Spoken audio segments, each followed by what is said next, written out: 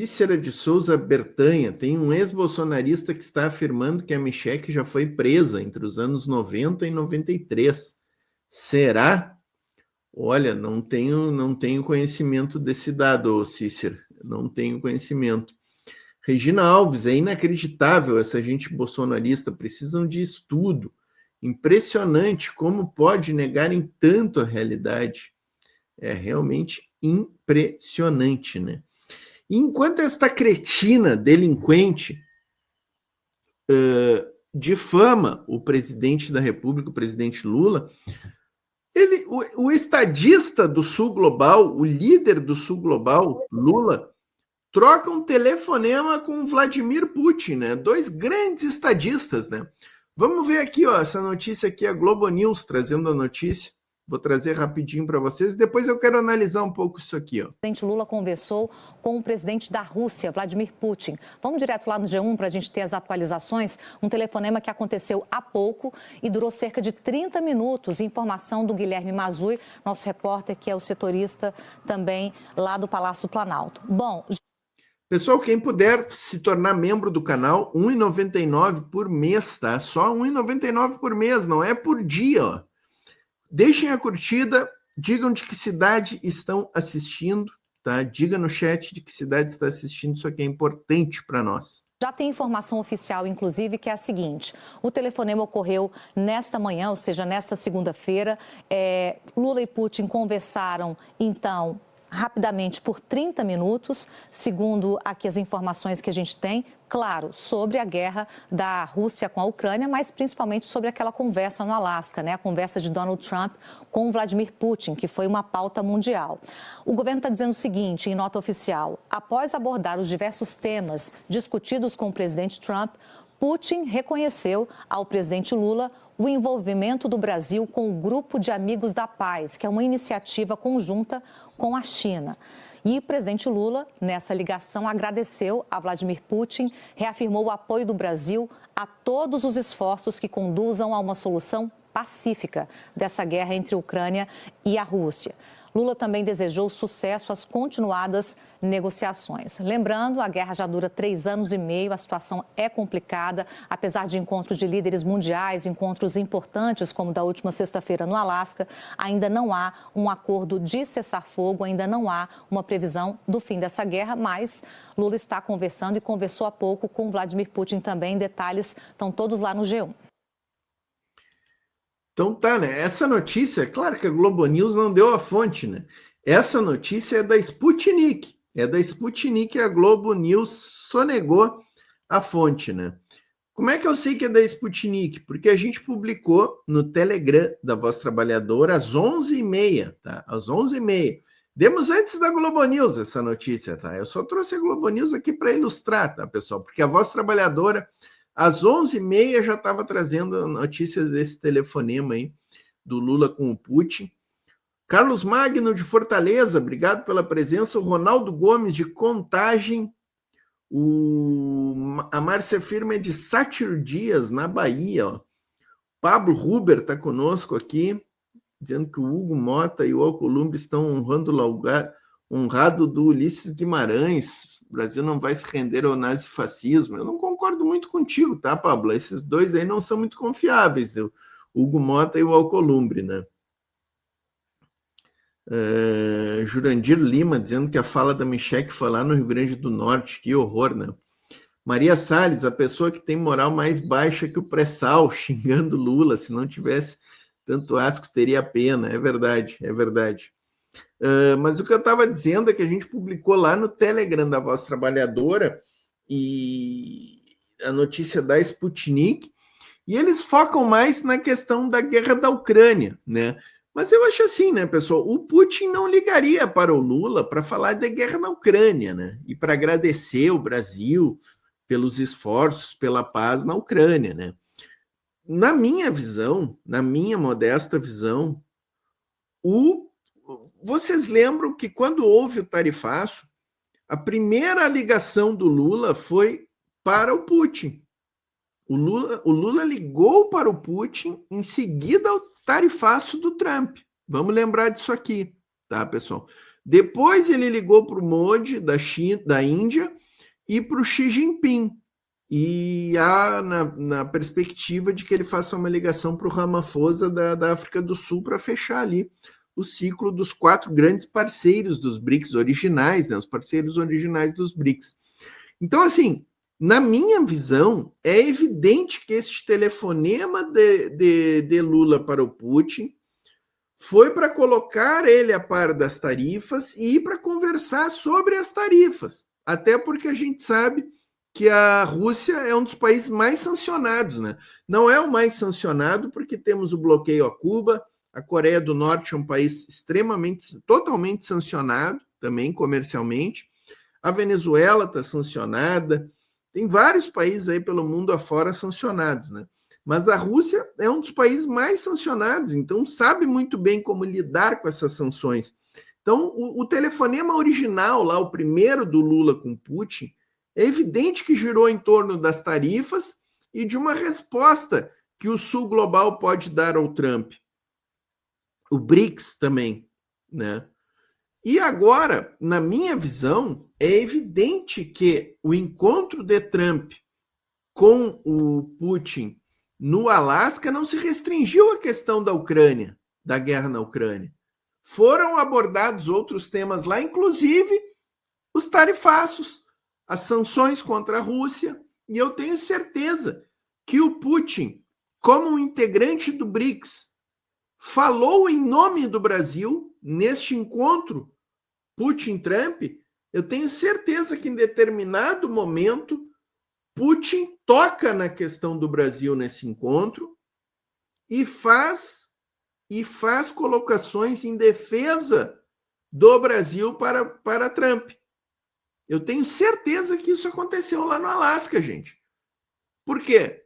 Não faria sentido o Putin estar ligando para o Lula um dia depois, 2 dias depois da reunião do Alasca para falar só de Ucrânia, sabe? Então, eu quero crer que isso aconteceu. Quero crer que isso aconteceu. E não se surpreendam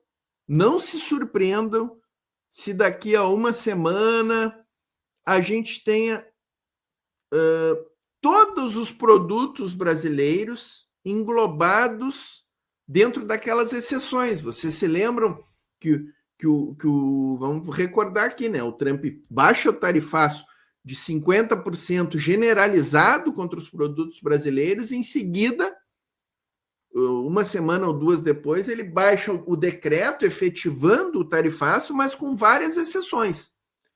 E eu não me surpreenderia se daqui a uma semana, ou no final dessa semana, ou na próxima semana, o Trump volte atrás em relação àqueles produtos que não ficaram entre as exceções e o tarifaço do Trump vire uma bravataria completa. Retire o café, retire a carne, que continua com a tarifa de 50%, né? O suco de laranja já entrou nas exceções, vários outros produtos, o mel, os pescados, vários entraram nas exceções, né? Os principais que ficaram com 50% são carne e café, entre outros, né? Eu não me surpreenderia. E o Trump só não retira a tarifa de 50% esta semana, em seguida, para não ficar evidente isso que eu estou colocando aqui. Para não ficar evidente isso que eu estou colocando aqui. Que a articulação do Lula com os companheiros do BRICS, com Xi Jinping, com o Putin, com o Modi, o Trump só não fará nessa semana para não ficar evidente que foi essa articulação, que foi a intervenção do Putin que teve este efeito aí dele voltar atrás. Então, é claro que o reizinho do imperialismo, né, o reizinho do império, o topetudinho laranjão, não vai querer sair tão derrotado dessa situação, né? Mas não me surpreenderia, e insisto nisso, não me surpreenderia se nos próximas semanas, nos próximos dias, ele voltar atrás do que foi colocado. Leda Leão, Putin citou Lula. Não é que citou Lula, ele ligou para o Lula hoje, tá, Leda? O Putin ligou para o Lula e a imprensa está dizendo que ele ligou para falar do encontro com o Trump e da questão da guerra da Ucrânia. Mas é isso que eu estou dizendo aqui, Leda. Eu quero crer que este telefonema, que foi um telefonema longo, tá? Foi um telefonema longo de 30 minutos, durou cerca de 30 minutos, eles não iam ficar falando 30 minutos sobre guerra na Ucrânia. Eu quero crer que o tarifaço esteve neste papo aqui do telefonema e lá no Alasca também o tarifaço entrou no radar. Heitor Trindade, boa tarde, Portinho e Gilbert, grande abraço, Heitor Trindade. O Vinícius está aqui conosco, chegando também, para falar do Bolsonaro que não foi. Isso com certeza não foi, né, Letícia? Com absoluta certeza o Bolsonaro não foi pauta dos telefonemas mais importantes no mundo. É evidente que o Bolsonaro não está na pauta, né? Porque é um ser insignificante. Na geopolítica mundial é de uma insignificância o Jair Bolsonaro. É um dos presidentes mais insignificantes da história do Brasil. Ele foi num evento que ninguém queria chegar perto dele. Ele era o legítimo pária naquela reunião, né? Era o legítimo pária naquela reunião do G20, se não me falha a memória. Tinham vários grupos ali, se não me falha a memória, era Merkel, né? Merkel, Macron, os líderes europeus reunidos num canto, outros líderes num outro canto, e o Bolsonaro totalmente deslocado naquela reunião. Foi uma coisa vergonhosa, né? Vergonhosa. Será que ele fede muito, diz o Fábio? Eu acho que fede. Pessoal, deixa eu seguir nessa batida aqui de geopolítica. Ó. Ofensiva dos Estados Unidos contra a Venezuela. A Rede TVT aqui, ó. Rede TVT trazendo um correspondente da Telesur lá na Venezuela para contar para a gente como essa notícia direto para a Venezuela com o Bruno Falsi, que é correspondente da Telesur lá na Venezuela, para contar para a gente como essa notícia repercute na Venezuela, como essa tentativa de intimidação e ataque à soberania ao país. Bruno, muito obrigada pela sua participação aqui com a gente. Bom dia. Conta para a gente. Bom dia, Thalita. Bom dia, TVT. Bom dia a todo o público brasileiro que nos acompanha mais uma vez nessa transmissão. Bruno Falsi, lá em Caracas, isso aqui foi hoje de manhã na Rede TVT, tá, pessoal? Sigam lá, TVT News, que é um excelente canal. Seja membro do canal, pessoal, R$ 1,99, curta, diga a cidade. Me encontro aqui em Caracas, como vocês podem ver, a cidade, aqui a vista da cidade, atrás de mim, na sede da Telesur, onde venho procurar explicar a vocês um pouco mais do que vem acontecendo, mais esse assédio, mais assim, ingerência dos Estados Unidos contra o governo e contra o povo venezuelano, como uma espécie de imperador do mundo. Né? Lembrando que a Venezuela, junto com Cuba, é um dos países mais atacados no mundo e os mais atacados da América Latina dos Estados Unidos, não só pelo governo Trump, mas é uma coisa que vem de longa data, desde o processo do início da Revolução Bolivariana e da tomada do poder democraticamente eleito, né? São governos democraticamente eleitos, do Hugo Chávez em 1999. A Venezuela, desde 2015, 2013 a 2019, sofre graves sanções econômicas que foram aplicadas a ela. Né? Ao total, existem quase 1.000 sanções econômicas aplicadas à Venezuela. Hoje, o Brasil, através dessas sanções aplicadas contra o Brasil pelo governo Trump, pode entender melhor o que significa esse... O que eu estou falando? A Venezuela, 1.000 sanções, hein, pessoal? 1.000 sanções. Nós estamos aí com uma tarifa michuruca aí por alguns produtos e estamos reclamando. Ó. Vamos enfrentar de frente isso aí com soberania. Trump acusa o governo bolivariano, o governo de Nicolás Maduro, o governo venezuelano e a nação venezuelana de ser uma rota do narcotráfico internacional. Mentira. Um dos maiores produtores de narcóticos do mundo. Mentira. Inclusive com uma recompensa de $50 milhões pela cabeça do presidente da República, Nicolás Maduro. A Venezuela apresentou sua defesa nesses últimos dias. e usou como base um relatório das Nações Unidas e da União Europeia, lançado agora em junho, em que aponta as principais rotas de narcotráfico do mundo, os principais produtores do mundo. E a Venezuela não aparece nessa lista, não é nem sequer mencionada. Inclusive, nos últimos 15 anos, ela tem feito um grande trabalho de combate ao narcotráfico e às drogas, atirando completamente dessa lista da rota do narcotráfico. Vamos lembrar que o Fidel Castro foi acusado de narcotraficante também, né? A Letícia Fontoura pode falar sobre isso aqui, ó, nossa camarada da José Martina. Fidel Castro foi acusado de narcotraficante. Todos os líderes do sul global são acusados de ditadores ou narcotraficantes. Essa estratégia estadunidense está mais do que desmascarada. Mas, macaco tigre aqui, ó, Bolívar vive e muito.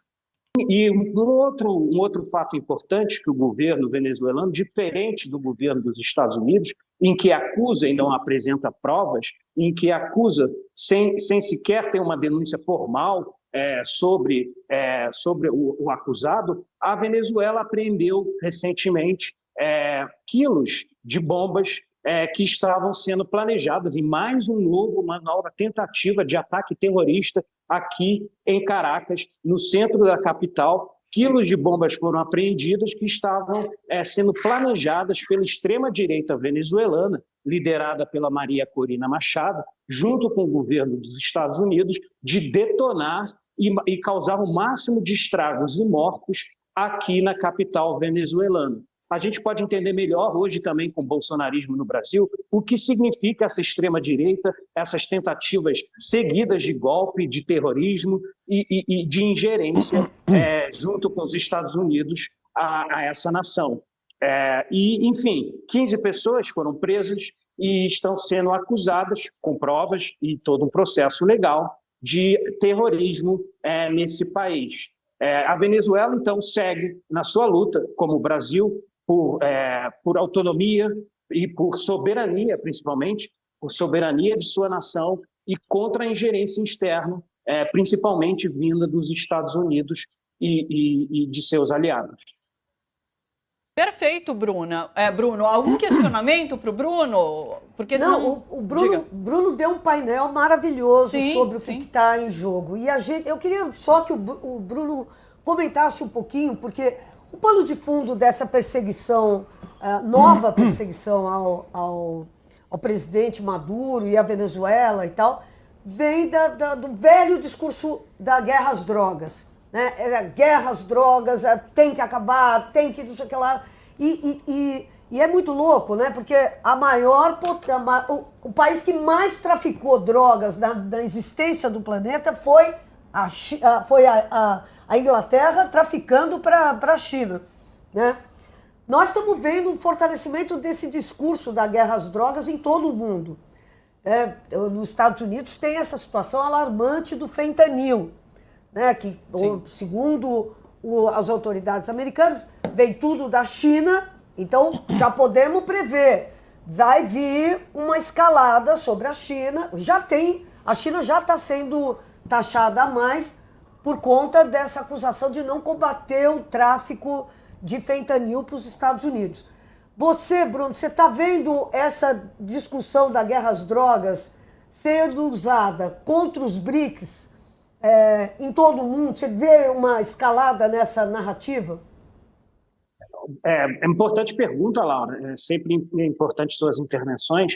É importante lembrar também que os Estados Unidos, nesse relatório da União Europeia e das Nações Unidas, apontam os Estados Unidos como o maior receptor de drogas do mundo, o maior consumidor de drogas, em que apenas no ano de 2024, 48 mil pessoas vieram a morrer devido ao uso excessivo de drogas nos Estados Unidos. Uma espécie de hipocrisia acusar a Venezuela, sendo ele um dos maiores países a incentivar esse tipo de comércio. Quanto ao uso da narrativa do combate às drogas para intervir em países e causar essa ingerência que os Estados Unidos provoca na América Latina há muito tempo, né? Isso é antes do governo Trump. Na Colômbia, por exemplo, o suposto combate às drogas, o Plano Colômbia, né? Ele fez com que os Estados Unidos instalassem diversas bases militares americanas em seu território e intervindo diretamente na política da nação colombiana. Um problema sério que vive nesse país, em que não se resolveu o problema, que se agravou o problema das drogas, e os Estados Unidos usou isso como um argumento político para abrir bases militares, e sabemos bem que uma vez as bases militares americanas instaladas, para as retirar é um processo extremamente difícil, em que pode provocar, inclusive, guerras com os Estados Unidos. Vide o caso do Oriente Médio. Então, os Estados Unidos usa muito esse argumento, principalmente para nós, latino-americanos, de combate às drogas, para intervir nas nossas nações. E muitos países da América do Sul têm bases militares americanas baseadas nesse discurso de combate às drogas. Então, os Estados Unidos também fazem esse discurso em outras partes do mundo, né? No Oriente Médio, e ele vai seguir atacando a soberania e o BRICS sendo o seu principal alvo hoje, né? Porque o BRICS trabalha com uma política exterior muito diferente. A China trabalha com uma política exterior totalmente inversa que os Estados Unidos, né? Os Estados Unidos, ele intervém militarmente, ele intervém na política econômica do país, ele exige, quando você faz um empréstimo aos Estados Unidos, ele exige intervir na sua política econômica, na sua política social. Uma série de intervenções vem junto ao Fundo Monetário Internacional, né? Vide o que está acontecendo, por exemplo, na Argentina, um claro sinal de que a ajuda externa do FMI, na verdade, ela vem causar mais pobreza, mais fome, mais desigualdade social. Metade do povo argentino hoje se encontra na pobreza e não consegue pagar suas contas. Os aposentados tomam pancada todos os dias da polícia do Milei. E o país mais atacado é um país pacífico, né? Que não há conflitos sociais aqui, não há conflitos como na Argentina.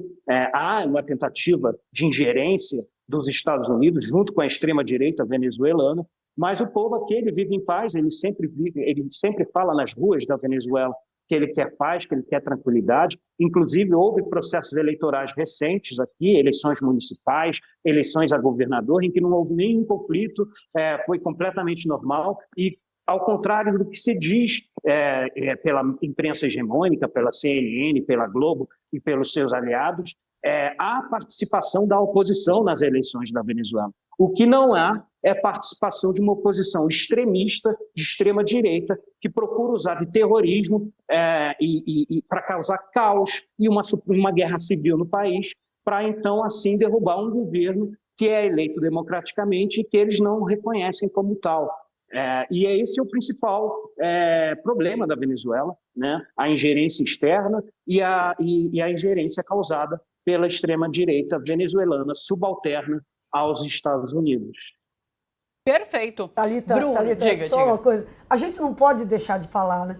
Cara, acho que nunca a gente entendeu tanto a perseguição à Venezuela como estamos sendo obrigados a entender hoje, né? Quer didático, dizer, né? A gente pegava e falava, cascata do Maduro. Hoje nós estamos vendo, você tem que caçar o Bolsonaro, impedir o Bolsonaro Vocês veem como é igual. Os caras que tentaram derrubar o Chaves, eleito democraticamente, foram impedidos de se candidatar. Aí vem a Rede Globo e fala, olha que injustiça. A história da Maria Corina na Venezuela. Maria Corina, olha que injustiça. Sim. Mas esses caras são terroristas. Sim. Então você tem que impedir os caras de participar para defender a democracia.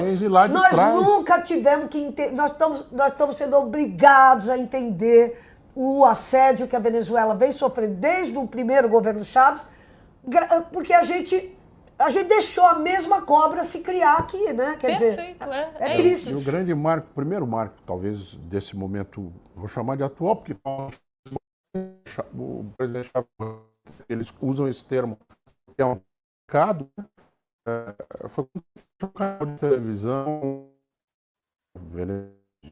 o nome, que simplesmente pregava todo dia. E é o fim da liberdade, como a gente sabe. Não, olha, eu fui para Venezuela uma vez e os caras, a Globo aqui falando, não tem liberdade de expressão na Venezuela, é um absurdo, que coisa. Cara, eu liguei a televisão na TV aberta. Eu peguei e falei, não, deve ser TV fechada, não é possível, não é possível. O cara xingando, mas não é que ele estava externando uma divergência. Babando. Ele xingou o Chaves de tudo. Eu não posso dizer aqui tipo o que ele falou, era uma coisa absurda. Né? Eu falei, não, isso não pode ser TV, era TV aberta. Enquanto isso, a Globo estava de um canal que depois foi tirado do ar, que pregava, que eu acho que era esse, aí pregando abertamente o golpe. E você faz o quê? Você tem que tirar, gente. Mas é isso. Enquanto isso, a Globo dizendo que não tinha democracia na Venezuela. Infelizmente, nós estamos tendo que aprender como esses caras jogam pesado, né, na hora de escravizar um povo. O pessoal está comentando aqui, a Área Tara falou, é a mesma cartilha, exatamente isso. Bruno, muito obrigada pela sua presença com a gente. Perfeito, nós também agradecemos, né, o Bruno Falsi. E essa história de democracia, né, pessoal? No sul global não tem democracia, né? No sul global, para eles, não tem democracia. O Irã é ditadura, a China é ditadura, a Rússia é ditadura, Cuba, a Venezuela, o Vietnã, será que é ditadura também para eles? Tudo é ditadura para essa gente. Aí os Estados Unidos, que tem o maior autocrata do mundo atualmente, é democracia, é exemplo. Netanyahu, Israel, eles dizem que é a única democracia do oeste da Ásia, ali do Oriente Médio. Quer hipocrisia maior do que essa, gente? Quer hipocrisia? O Putin foi eleito com 80 e tantos %, com mais de 80% da população indo votar, abstenção baixíssima, e é chamado de ditador. Aí lá na Europa, os caras se elegem com 60% de abstenção nas eleições, o Macron indica para primeiro-ministro um cara do partido que perdeu a eleição, e aí é democracia. É muita hipocrisia, né? É muita hipocrisia.